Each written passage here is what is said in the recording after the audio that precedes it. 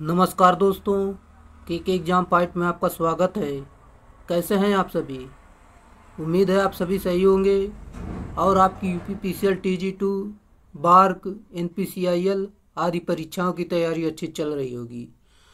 दोस्तों, इन सभी परीक्षाओं को ध्यान में रखते हुए हमने इलेक्ट्रिशियन थ्योरी से कुछ महत्वपूर्ण प्रश्नों की सीरीज स्टार्ट की है, जो कि ये प्रश्न आपके यूथ कंपटीशन के बुक से लिए गए हैं। ये आपके एग्ज़ाम में पूछे गए प्रश्न होंगे। ये आपके किसी भी एग्ज़ाम के लिए महत्वपूर्ण साबित हो सकते हैं। चलिए, आपका ज़्यादा टाइम न लेते हुए इन प्रश्नों की शुरुआत करते हैं। उससे पहले आपसे रिक्वेस्ट है, अगर आप चैनल पर नए, चैनल को सब्सक्राइब कर लीजिए और अपने दोस्तों में शेयर कर दीजिए। अगर वीडियो अच्छा लगता है तो वीडियो को लाइक ज़रूर करना। चलिए, आज का हमारा क्वेश्चन है, जैसा कि निम्नलिखित में से कौन सा फाइल का प्रकार नहीं है। राइट आंसर, जैसे कि इसमें वर्गाकार फाइल होती है, त्रिकोणीय फाइल होती है, सपाट फाइल होती है, जबकि ऑप्शन नंबर बी आयताकार फाइल नहीं होती है। चलिए, व्याख्या एक बार फिर से आपको बता देते हैं, जो कि आयताकार फाइल का प्रकार नहीं है, वर्गाकार, त्रिकोणीय, सपाट, ये फाइल के प्रकार होते हैं। अगला आपका, जैसा कि ऑटोमेटिक बिजली की प्रेस का थर्मोस्टेट निम्नलिखित के अनुसार कार्य करता है। राइट आंसर आपका हो जाएगा ऑप्शन नंबर ए, तापमान पर कार्य करता है। ये इसका सही उत्तर है।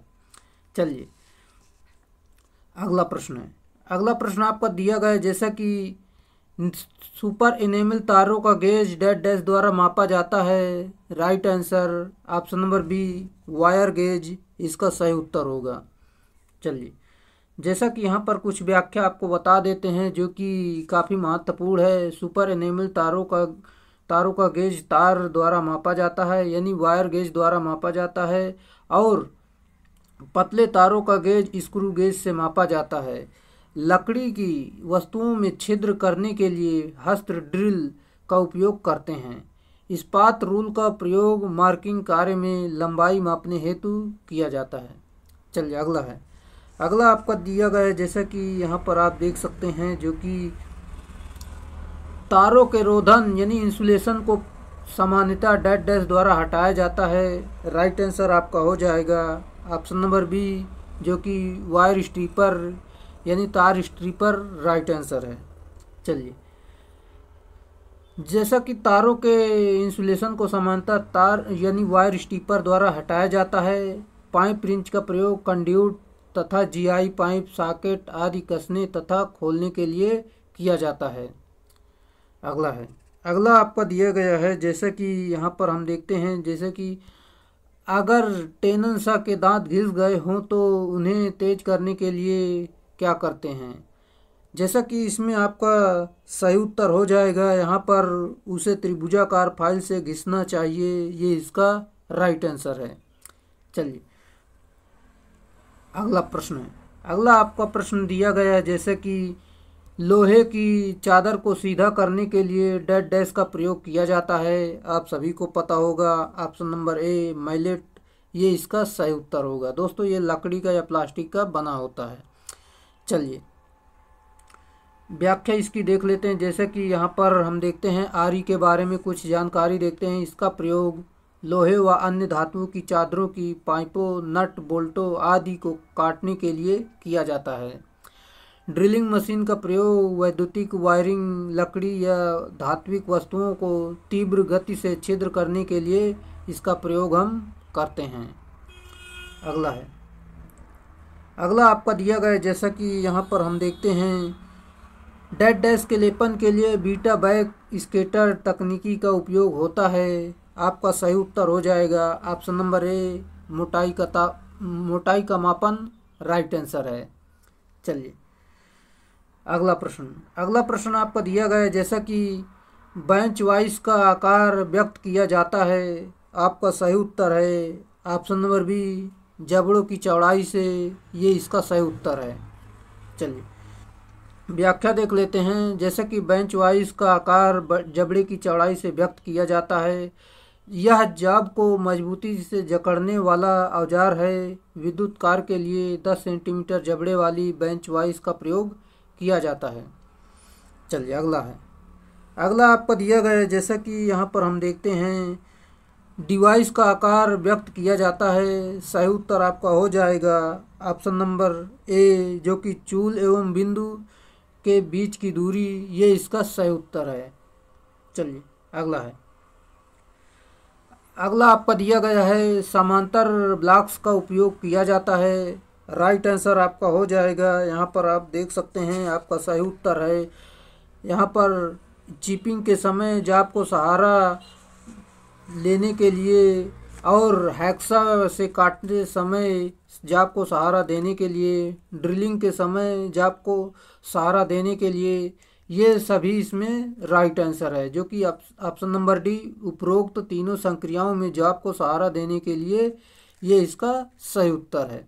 चलिए व्याख्या आपको बता देते हैं, जो कि आपको कम समझ में आया होगा, यहाँ पर आपका पूरा क्लियर हो जाएगा।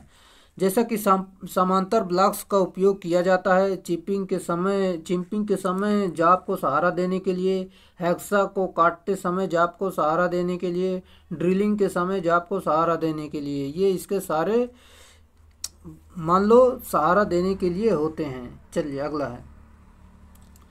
ड्रिलिंग, कटिंग आदि संक्रियाओं में सीतक का प्रयोग किया जाता है। सही उत्तर आपका हो जाएगा कटिंग टूल तथा जाब दोनों को ठंडा करने के लिए, मतलब दोनों को ठंडा रखने के लिए, ये इसका सही उत्तर है।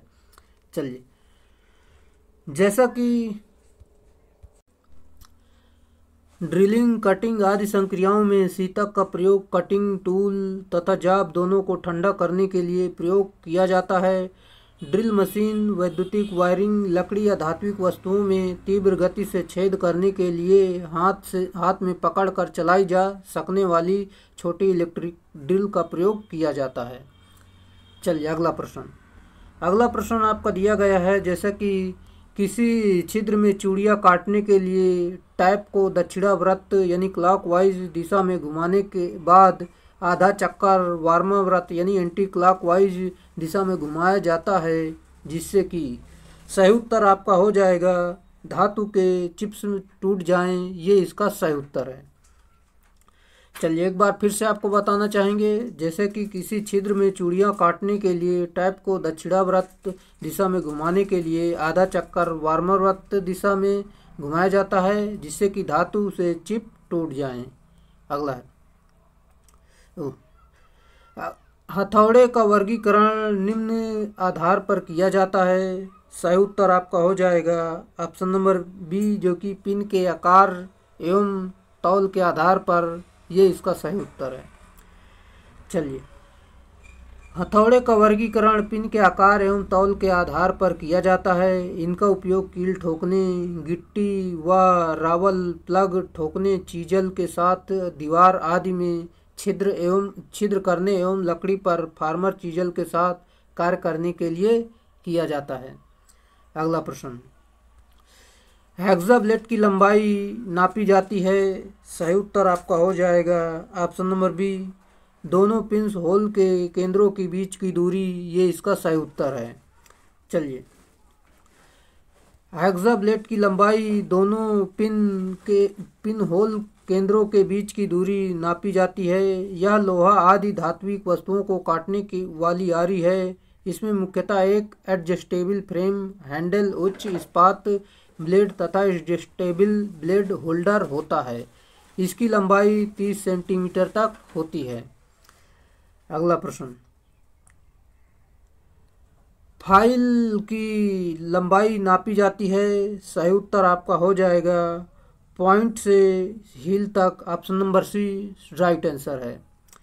चलिए व्याख्या देख लेते हैं, जैसा कि फाइल की लंबाई पॉइंट से हील तक नापी जाती है। सामान्यतः फाइल की लंबाई 10 सेंटीमीटर, 15, 20, 25, 30, 35 सेंटीमीटर तक होती है। अगला है। चीजल की निर्माण में प्रयुक्त धातु है। सही उत्तर आपका हो जाएगा option number D, high carbon steel right answer है। चलिए जैसा कि चीजल का निर्माण में धातु हाई कार्बन स्टील का प्रयोग करते हैं हम। चीजल की लंबाई 10 सेंटीमीटर से 30 सेंटीमीटर तक होती है। यह विद्युत कार्य के लिए दो प्रकार की चीजल की आवश्यकता होती है, फॉर्मल चीजल तथा फ्लैट कोल्ड फ्लैट चीजल का प्रयोग विभिन्न प्रकार की लकड़ी व माइका सीट तथा फिटिंग्स आवश्यक आकार देने के लिए किया जाता है। अगला आपका दिया गया है उपयोग के पश्चात रेती तथा हेक्सा को। राइट आंसर आपका हो जाएगा ऑप्शन नंबर बी, ब्रश को साफ करके रखना चाहिए, ये इसका सही उत्तर है। अगला प्रश्न, बरसात के दिनों में औजारों को जंग से बचाने के लिए क्या करना चाहिए? राइट आंसर आपका है ऑप्शन नंबर डी, उन पर मोबिल ऑयल या ग्रीस का महीन लेप कर देना चाहिए, ये इसका सही उत्तर है। चलिए, हेक्सा ब्लेड तथा कारपेंटर सा ब्लेड के दांतों की सेटिंग करने का मुख्य कारण है। राइट आंसर है ऑप्शन नंबर बी, जो कि कटिंग के समय घर्षण को कम करना सही उत्तर है। चलिए व्याख्या देख लेते हैं। हेक्सा ब्लेड तथा कारपेंटर सा ब्लेड की दांतों की सेटिंग करने का मुख्य कारण कटिंग के समय घर्षण को कम करना। विद्युत कार के लिए 30 से 40 सेंटीमीटर लंबाई वाला टनल सा उपयुक्त होता है। इसका उपयोग लकड़ी, सनमाइका तथा प्लास्टिक की वस्तुओं को काटने और आवश्यक आकृति प्रदान करने के लिए किया जाता है। अगला आपका दिया गया है माइक्रोमीटर का प्रयोग करने से पूर्व। राइट आंसर आपका हो जाएगा, यहाँ पर देख सकते हैं आपका सही उत्तर है। इसमें जैसे कि हाथों को भली प्रकार से साफ कर लेना चाहिए, माइक्रोमीटर की शून्य त्रुटि को समायोजित कर लेना चाहिए और माइक्रोमीटर को कपड़े से साफ कर लेना चाहिए। उपरोक्त तीनों कार्य आपको कर लेना चाहिए, ये इसका ऑप्शन नंबर डी सही उत्तर है, जो कि सभी इसमें सही है। चलिए इसको हमने बता दिया। चलिए अगले प्रश्न पर चलते हैं। आपका अगला प्रश्न है, स्पार्क प्लग आदि का एयर गैप नापने के लिए किया जाने वाला यंत्र है। सही उत्तर है option number A, feeler gauge. Right answer है। चलिए, जैसा कि स्पार्क प्लग आदि का एयर गैप नापने के लिए फीलर गेज का प्रयोग किया जाने वाला यंत्र फीलर गेज द्वारा एक एयर गैप विड्थ मापा जाता है। फीलर गेज अभियांत्रिक में सबसे ज़्यादा प्रयोग होता है, दो पार्ट के बीच क्लियरेंस को मापता है। अगला है, छोटे तार तथा केबल को जब वे टर्मिनल के बहुत समीप होते हैं काटने के लिए जिस टूल का प्रयोग करते हैं वह कहलाता है। सही उत्तर आपका है ऑप्शन नंबर बी, तिरछा काट प्लायर, ये इसका सही उत्तर है। चलिए, छोटे तार और केबल के जब वे टर्मिनल के बहुत समीप होते हैं काटने के लिए तिरछा काट प्लायर टूल का प्रयोग किया जाता है। यह 15 सेंटीमीटर लंबा इंसुलेटेड दस्ते वाला व चपटी चोंच वाला होता है। चलिए अगला है, सॉकेट से सुंडाकार शंख बर्मा के आयतनयन निकालने के लिए कौन से औजार का प्रयोग करेंगे? सही उत्तर आपका है यहाँ पर ऑप्शन नंबर डी, जो कि ड्रिफ्ट का प्रयोग करेंगे, ये इसका सही उत्तर है। चलिए, जैसा कि सॉकेट से सुंडाकार शंख बर्मा को अपनयन निकालने के लिए ड्रिफ्ट औजार का प्रयोग करेंगे। ड्रिफ्ट औजार एक हस्तचालित औजार होता है, जैसा कि पाना, रिंच एवं स्पाइनर आदि या सॉकेट से सुंडाकार शंख बर्मा निकालने के प्रयोग में किया जाता है। अगला है, गुनिया के कई प्रकार हैं, गुनिया से कौन सा काम नहीं किया जा सकता है? सही उत्तर आपका है यहाँ पर ऑप्शन नंबर सी, पृष्ठ की सपाटता की जांच, ये इसका राइट आंसर है। इसका प्रयोग नहीं कर सकते, जैसे कि गुनिया के कई प्रयोग हैं। गुनिया से पृष्ठ की सपाटता की जांच नहीं किया जा सकता है। गुनिया विद्युत के लिए 15 सेंटीमीटर वाला गुनिया उपयुक्त होता है। इसका उपयोग वैद्युतिक वाफ्टिंग आदि में समकोण की परख करने के लिए किया जाता है। ये आपका ऑप्शन नंबर सी, ये पृष्ठ की सपाटता की जांच नहीं करता, बाकी कार्यखंड के पृष्ठ की समानता की जांच करता है, रेतित पृष्ठ की वर्गता की जांच करता है, कार्यखंड के सिरों के 90 डिग्री पर रेखाएं अंकित करता है। आपका ऑप्शन नंबर सी सही है, ये पृष्ठ की सपाटता की जांच नहीं करता। चलिए अगला, एक धातु पर दूसरी धातु के निक्षेपण की प्रक्रिया किस रूप में जाना जाता है? सही उत्तर आपका है ऑप्शन नंबर ए, विद्युत लेपन, राइट आंसर है। चलिए, जैसा कि लवणों के घोलों में डीसी प्रवाहित करने पर धातुओं के उनके लवणों के पृथक किया जाता है, लवण में पृथक की गई धातु को किसी अन्य धातु पर पतली परतों से चढ़ाया जाता है। इस प्रक्रिया को विद्युत लेपन कहा जाता है। अगला है, गीजर में भीतरी कंटेनर व बाहरी केसिंग के बीच ग्लास वूल क्यों लगाया जाता है? सही उत्तर आपका है ऑप्शन नंबर बी, ऊष्मा हानि को घटाने के लिए, ये इसका सही उत्तर है। अगला है, अगला आपका दिया गया है जैसा कि निम्नलिखित उपकरणों में से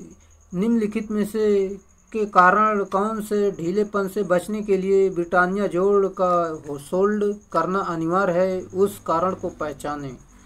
सही उत्तर आपका है इसमें वातावरण में परिवर्तन और कंपन के कारण, ये इसका राइट आंसर है। चलिए, जैसा कि वातावरण में परिवर्तन व कंपन के कारण जोड़ों के ढीलेपन से बचने के लिए ब्रिटानिया जोड़ को सोल्ड करना अनिवार्य है। अगला प्रश्न, 2 पिन सॉकेट और पिन का तब उपयोग किया जा सकता है जब एसेसरीज, राइट आंसर है आपका दोहरी इंसुलेटेड हो, ये इसका सही उत्तर है। चलिए, जैसा कि 2 पिन सॉकेट और पिन का तब उपयोग किया जाता है जब सॉकेट दोहरी एसेसरीज से इंसुलेटेड हो, तभी इसका प्रयोग किया जाता है। चलिए, ये थे आज के हमारे प्रश्न, जो कि हमारा इलेक्ट्रीशियन टूल्स कंप्लीट हो गया है। इसके सारे प्रश्नों को हमने कवर कर लिया है। इसके अगले टॉपिक को कल हम कवर करेंगे। और आप चैनल पे नए, चैनल को सब्सक्राइब कर लेना और अपने दोस्तों में शेयर जरूर कर देना। अगर वीडियो पे नए हैं तो वीडियो को लाइक ज़रूर करना। चलिए, आज के लिए इतना ही, फिर मिलेंगे नेक्स्ट वीडियो में, तब तक के लिए बाय।